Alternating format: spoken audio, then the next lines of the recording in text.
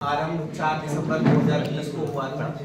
एक बीज रूप में इसका प्रारंभ हमारे ही पुरातन छात्रों ने किया था और आज ये वटवृक्ष के रूप में हमारे समक्ष चतुर्थ वर्षगांठ के रूप में हम सभी इसका आयोजन देख रहे हैं। और ये हमारे विभाग के लिए बहुत ही सुखद संयोग है कि इस पुनीत अवसर पर हमारे विभाग के वरिष्ठतम आचार्य professor J N. Pandey sir, professor S S. Verma sir, professor Dixit sir, professor Durga Prasad sir, इस विभाग की पुरातन छात्रा प्रोफेसर किरण कुमारी मैम और अन्य वरिष्ठ आचार्यगण छात्र सभी उपस्थित हैं।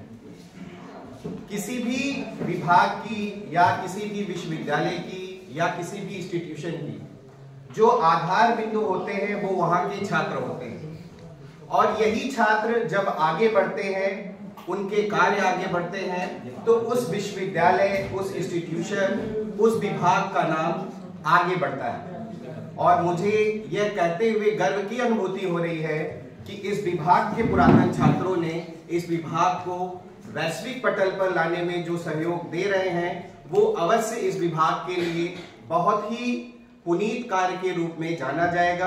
और ये जो पुरातन छात्र सम्मेलन आयोजन किया जा रहा है ये न केवल हमारे वर्तमान छात्रों के लिए बल्कि जो आने वाली पीढ़ी है हमारी, उनके लिए भी एक मार्गदर्शक का काम करेगा, जिसके अनुरूप अगर हम इस कार्य को आगे बढ़ाएं और हम अपने ही जो अनुज आने वाले हैं, जो अन्य जो छात्र आने वाले हैं, अगर उसके मार्गदर्शक के रूप में अगर कोई शिक्षा के क्षेत्र में जानकारी चाहता है तो अपने किसी पुरातन छात्र से संबंध में कोई भी जो दीदी हो, कोई भी जो उनके सीनियर हो, उनसे संपर्क करके गाइडेंस प्राप्त कर सकता है।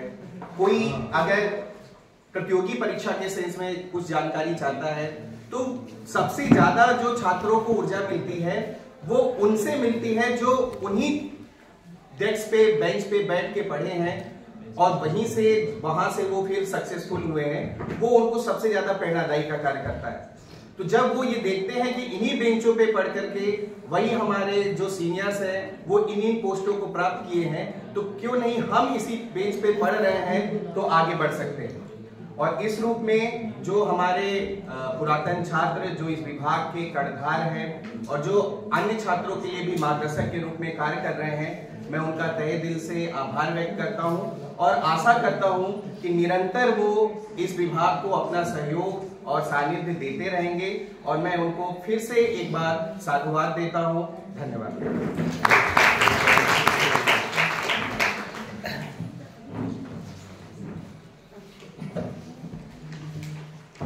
Thank you sir.